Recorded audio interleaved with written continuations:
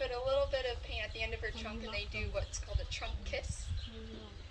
And we can also get footprints of them. So they can lift their foot up to that bottom bar there and we can get a nice print of their foot. As you can see, we blew her nose out. Their trunks are actually a combination of their nasal cavity and their upper lip fused together. So we like to blow their nose out so the acrylic paints don't turn into a watercolor.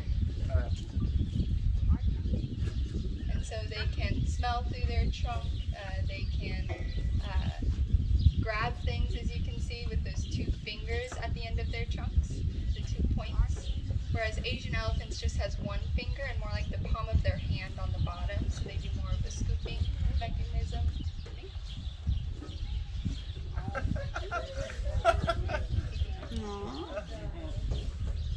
While their trunks can be very delicate and be very artistic, they are also very strong. They can push, pull, lift up to 700 pounds with just their trunk. There's no bones in their trunk. It's made up of 6 major muscles and hundreds and thousands of connecting tissues. So very flexible and very dexterous tools. You may notice some thick, wiry hairs on their trunk as well.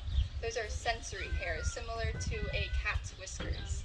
So actually, elephants don't have the best eyesight. As you can see, they have very large bodies and a large head, but smaller eyes located on the sides of their head.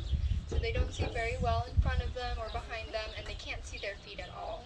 So they use those sensory hairs to feel around as they go for things that they might not be able to see. So maybe holes in the ground or those bits of produce that they're passing off to her.